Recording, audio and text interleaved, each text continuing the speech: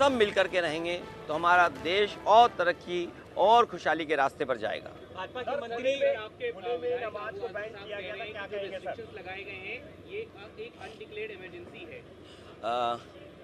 मेरे पत्रकार साथियों, हालांकि आपको पता होगा और इसमें से मैं देख रहा हूँ कि बहुत सारे सीनियर लोग भी हैं और बहुत वर्षों से आ रहे हैं यहाँ पर और यहीं पर कवर करने आते हैं, कवरेज करने आते हैं। आप इसी जगह पर मिलते हैं। कभी इतनी बैरिकेडिंग नहीं होती होगी।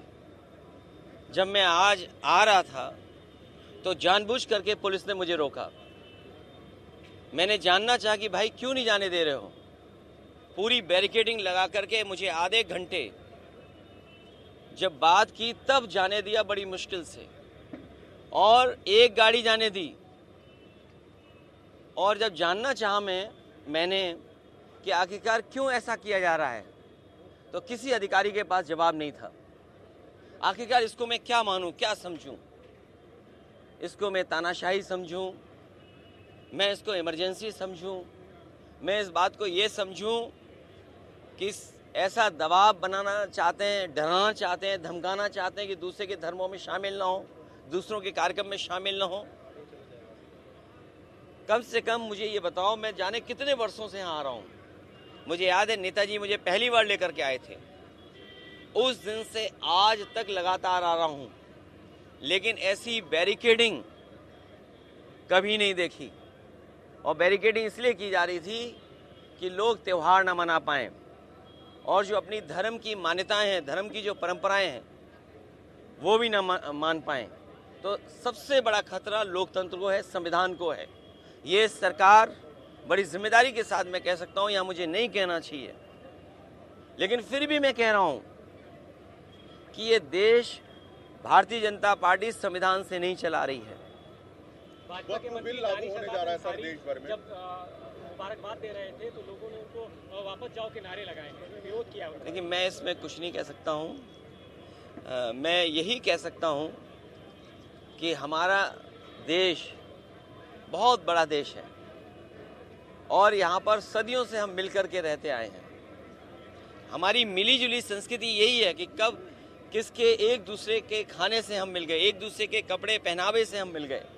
हमारी बोली भाषा, हमारा व्यवहार, बहुत सारी चीज़ें हमारी एक दूसरे से मिली हुई हैं, एक दूसरे से हमने सीखा है सदियों से। इसीलिए मिली जुली संस्कृति के साथ ये देश आगे बढ़े, तरक्की करे, यही सबकी कामना है और हम सब यही चाहते हैं।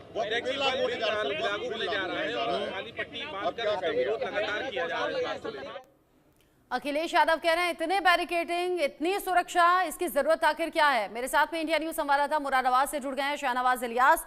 शाहनवाज, ईद मुबारक आपको। कैसी ईद मन रही है, क्या तस्वीरें हैं आज? देखिए, बिल्कुल, सबसे पहले तो मैं देश के तमाम लोगों को अपनी तरफ से भी ईद की मुबारकबाद पेश करता हूं।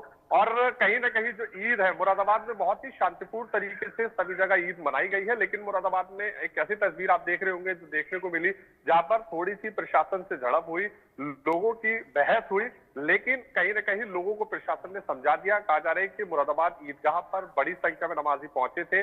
सड़कों पर नमाज इस बार, क्योंकि सरकार की गाइडलाइन का पालन करते हुए सड़कों पर नमाज पढ़ने के लिए इजाजत नहीं दी गई थी, जिस कारण जो ईदगाह थी वो पूरी तरह से भर गई थी। और कहीं ना कहीं जो सड़कों पर नमाज लोग अदा करते थे वो लोग वहां रह गए और वो उन्होंने कहीं ना कहीं पुलिस के जो जवान वहां खड़े थे उनसे बहस की, लेकिन पुलिस के जो आला अधिकारी है उन्होंने समझा दिया था मौके पर पहुंचकर।